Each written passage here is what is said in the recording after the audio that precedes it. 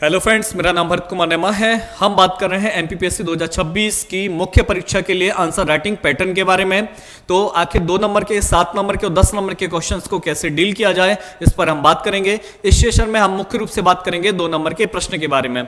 तो सबसे पहले आपको यह पता होना चाहिए कि प्रश्न के प्रकार कौन से होते हैं, है ना। तो एक प्रश्न का प्रकार होता है ओपन क्वेश्चन होता है ना। याद रखिएगा, ओपन क्वेश्चन मान लीजिए जैसे आपके लिए एग्जाम में आया अशोक, है ना, केवल इतना ही लिखा गया है अशोक, तो ये ओपन क्वेश्चन है ना। उसने आपको किसी दायरे में सीमित नहीं किया है कि आपको अशोक के धम्म नीति बताना है या फिर अशोक का जन्म कब हुआ, शासन पर कब बैठा है ना, ऐसे कोई चीजें बताना है। उसने केवल क्या दे दिया है, अशोक दे दिया है। तो आप फ्री हैं, अशोक के बारे में जो भी आप जानते हैं वो आप लिख सकते हैं। अब लिखने का क्या तरीका होगा, तो लिखने के लिए अलग अलग 3 तरीके होते हैं। जैसे कि एक होता है कि पॉइंट में उत्तर लिखना, है ना। तो पॉइंट्स में उत्तर कैसे लिखा जाए, इस पर हम बात करेंगे। दूसरा होता है फ्लो चार्ट के रूप में उत्तर लिखना, है ना। तो फ्लो चार्ट के माध्यम से हम अशोक को कैसे डील करेंगे, हम बात करेंगे। और तीसरा जो होता है उसको होता है हम पैराग्राफ राइटिंग होता है ना। ये 3 पैटर्न होते हैं। तीनों पैटर्न के अपने अपने लिखने के तरीके होते हैं। तो सबसे पहले तो हमें प्रश्न देख के ये समझ में आना चाहिए कि प्रश्न किस प्रकार का है ना। तो अकेला क्या है, नाउन लिखा हुआ है, अशोक लिखा हुआ है, तो ये कैसा है, ओपन क्वेश्चन है। ओपन क्वेश्चन के लिए आप फ्री हो, आप जो भी जानते हो आप वो लिख सकते हो, है ना। तरीका क्या रहेगा, या तो पॉइंट्स में लिखेंगे या फ्लो चार्ट बनाएंगे या पैराग्राफ में लिखेंगे, है ना। अब कैसे लिखेंगे अभी हम बात करते हैं। दूसरा क्वेश्चन का प्रकार होता है, इसको हम कहते हैं क्लोज्ड क्वेश्चन। याद रखिएगा, क्लोज्ड क्वेश्चन में, है ना, एग्जामिनर आपको दायरे में बांध देता है कि आपको उसी दायरे में लिखना है। जैसे मान लीजिए उसने लिखा है कि अशोक की धम्म नीति की 3 विशेषताएं बताइए, तो अब आपको धम्म नीति की 3 विशेषताएं बताना है। मतलब आप उसका दायरा क्या हो गया, धम्म नीति। अब धम्म नीति की 3 विशेषताएं आप लिख दीजिए। अब धम्म नीति पर कैसे पहुंचे, ऐसा कुछ लिखने की जरूरत नहीं है ना, या अशोक के बारे में लिखने की जरूरत नहीं है, क्योंकि आपका दायरा क्या है, धम्म नीति। तो क्लोज्ड क्वेश्चन में एक की पॉइंट छुपा रहता है, उसी की पॉइंट को आप पकड़िए और फिर उसका आंसर राइट कर दीजिए। जैसे कि मान लीजिए, है ना, एक दूसरा हम दे देते हैं। जैसे मान लीजिए वैदिक साहित्य में ऋग्वेद की इंपॉर्टेंस बताइए, ऐसा प्रश्न आया। वैदिक साहित्य के अंतर्गत ऋग्वेद की विशेषताएं बताइए। तो आप एग्जामिनर ने आपको यहां पे भी एक दायरे में बांध दिया कि वैदिक साहित्य में आपको केवल ऋग्वेद के बारे में बताना, उसकी विशेषताएं बतानी है। अब वैदिक साहित्य में तो यजुर्वेद, सामवेद, अथर्ववेद भी आता है ना। तो इनके बारे में बताने की कोई जरूरत नहीं है। तो क्लोज्ड क्वेश्चन के अंतर्गत, है ना, एग्जामिनर आपको कोई भी की पॉइंट देगा, है ना, उसी की पॉइंट को पकड़ते हुए हमें आगे बढ़ना पड़ेगा। और तीसरा पैटर्न क्या होता है, वन लाइनर होता है। वन लाइनर क्वेश्चन होता है जिसके अंतर्गत मान लो उसने पूछा कि भाई पाणिनि की पुस्तक का नाम क्या है। तो पाणिनि की पुस्तक का नाम क्या है, आप जानते हो अष्टाध्यायी है, तो आप सीधा लिख दीजिए अष्टाध्यायी। अब पूरा लिखने की भी जरूरत नहीं है, पाणिनि की पुस्तक का नाम अष्टाध्यायी है, आप सीधा लिख दीजिए अष्टाध्यायी। अष्टाध्यायी में के विशेषताएं क्या है, ये लिखने की जरूरत नहीं है। मान लो उसने पूछा कि पानीपत का पहला युद्ध कब हुआ है ना। तो पानीपत का पहला युद्ध 21 अप्रैल को हुआ है, 21 अप्रैल 1526 को हुआ है, आप ये बता दीजिए, है ना। ये वन लाइनर क्वेश्चन है जिसमें एक शब्द में आपको उत्तर देना होता है ना। लोकपाल अधिनियम कब लाया गया है, आप सीधा वो सन बता दीजिए। भ्रष्टाचार अधिनियम कब लाया गया है, आप वो सन बता दीजिए, है ना। ये वन लाइनर क्वेश्चन आते हैं, ठीक है। तो याद रखिएगा, क्वेश्चन 3 तरीके के हैं, है ना। Open question, closed question, one liner question. Open question में आप फ्री हो, आप जो लिखना चाहते हो, है ना, वो अलग अलग पैटर्न पे आप लिख सकते हो।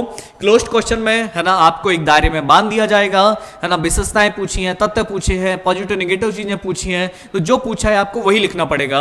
और तीसरा होता है वन लाइनर क्वेश्चन, जिसके अंतर्गत हमें एक शब्द में उत्तर देने की, है ना, कोशिश करनी पड़ेगी, ठीक है, याद रखिएगा। अब हम बात करते हैं कि 2 नंबर के प्रश्नों के अंतर्गत, है ना, अलग अलग पैटर्न क्या होते हैं, है ना। तो अलग अलग पैटर्न क्या होते हैं, जैसे 3 ही पैटर्न होते हैं, याद रखिएगा। एक तो सबसे पहले मैंने क्या बताया, पॉइंट में उत्तर लिखिए, है ना, पॉइंट्स में उत्तर लिखिए। और यदि आप हमसे पूछोगे सर सबसे अच्छा 2 नंबर में नंबर कहाँ मिलेंगे, तो मैं कहूँगा पॉइंट्स में आप उत्तर लिख दीजिए, तो ज़्यादा अच्छे नंबर मिलेंगे। पर क्या होता है कि 15 क्वेश्चन आएंगे, आप सभी 15 के 15 पॉइंट्स में लिखोगे तो ये, है ना, गलत हो जाएगा। तो कुछ पॉइंट्स में लिखने पड़ेंगे, कुछ फ्लो चार्ट में, और 1 आध 2 क्वेश्चन आपको पैराग्राफ में यूज करिएगा। अब पॉइंट्स में उत्तर लिखने के लिए कैसे करना है, तो ये मान लीजिए 1, 2 और 3 पॉइंट्स। आप या तो नंबर यूज कर सकते हो, या फिर आप एरो यूज कर सकते हो, या फिर आप डॉट यूज कर सकते हो, है ना। इसके अलावा कुछ अन्य मत करिएगा, है ना। तो 3 में से कोई भी एक चीज यूज कर लीजिए। मान लो 1, 2, 3 हम यूज करते हैं, है ना, 1, 2, 3 यूज कर लेते हैं पॉइंट्स में। अब सबसे पहली बात तो ये है कि पॉइंट्स कैसे, प्रश्नों के लिए हमें पॉइंट्स का यूज करना चाहिए, चूज करना चाहिए, है ना। तो याद रखिएगा ऐसे प्रश्न, जैसे मान लीजिए उसने पूछा है विशेषताएं क्या हैं, तो आप विशेषताएं लिखिए, पॉइंट्स में आप विशेषताएं लिख सकते हैं। जैसे उसने पूछा है कि लाभ हानि बताइए, है ना, किसी चीज की, है ना, पानीपत युद्ध के 3 लाभ बताइए, 3 हानियां बताइए, तो आप यहाँ पे पॉइंट्स में टेबल बना सकते हैं, एक तरफ लाभ एक तरफ हानियां। तो ऐसे प्रश्नों में भी आप यूज कर सकते हैं, है ना। जैसे कई बार इसी को लाभ हानि की जगह पे वो पॉजिटिव निगेटिव होता है, सकारात्मक या नकारात्मक बताइए, वही हो जाता है आपका, है ना। तो विशेषताएं हैं, लाभ हानि संबंधी प्रश्न है ना, इनके लिए आप, है ना, क्या करिएगा, पॉइंट्स का उत्तर, पॉइंट्स फॉर्म का यूज करिएगा। तीसरी बात है, यदि आपको किसी भी, है ना, प्रश्न के बारे में 3 डिफरेंट चीजें पता होती हैं भाई, है ना, तो भी आप पॉइंट्स का यूज कर सकते हो।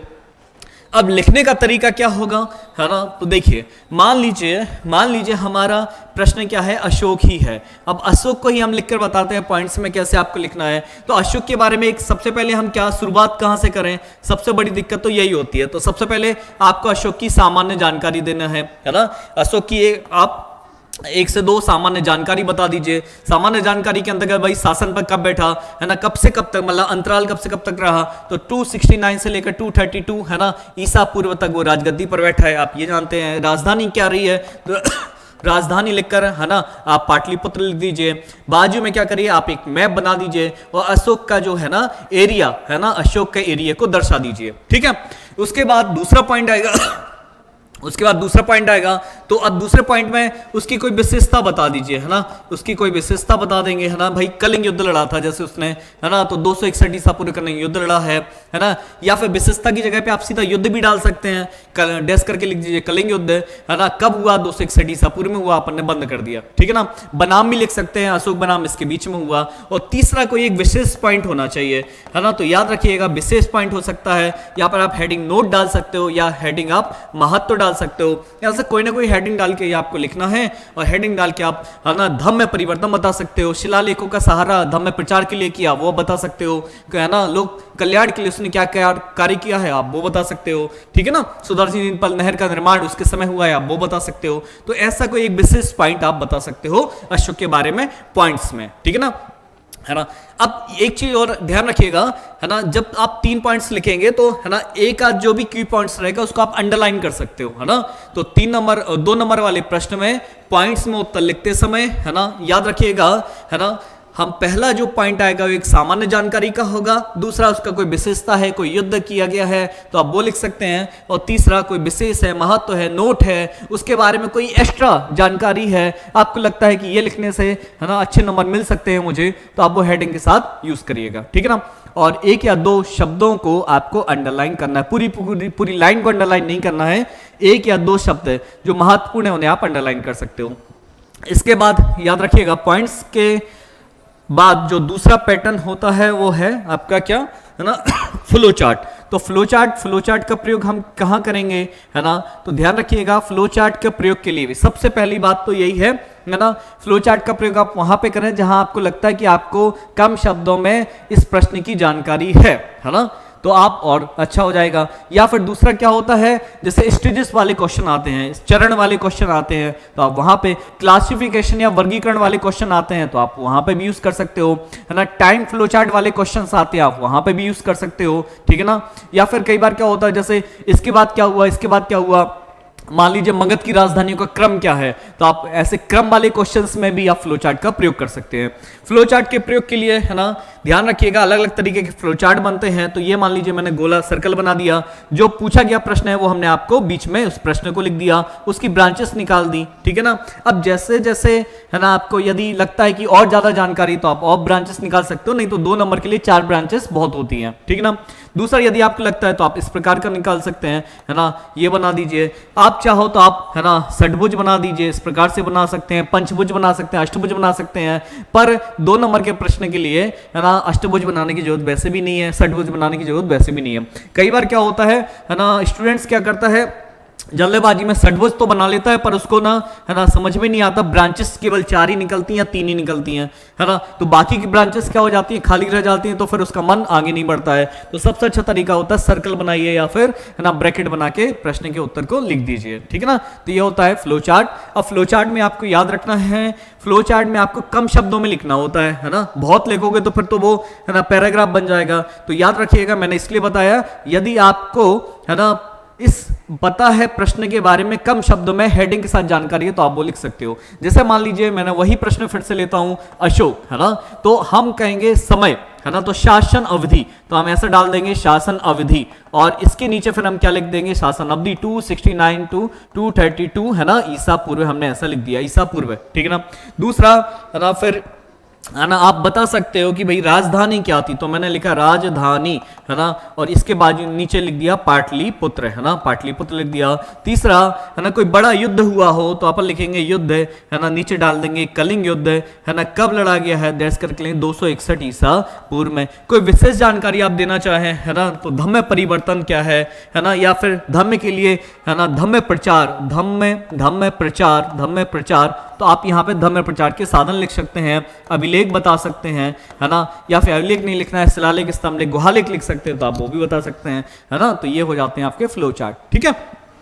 और तीसरा जो पैटर्न होता है ना, तीसरा जो पैटर्न होता है वो क्या होता है, पैराग्राफ। अब पैराग्राफ, है ना, ये तीसरा है पैराग्राफ, ठीक है ना। अब पैराग्राफ का प्रयोग कहाँ करते हैं, ध्यान रखिएगा, है ना, जैसे विवरणात्मक प्रश्न होते हैं, विवरण वाले प्रश्न होते हैं, वहां पे पैराग्राफ का प्रयोग करते हैं। निष्कर्ष क्या होंगे, वहां पर पैराग्राफ का प्रयोग करते हैं हम, है ना।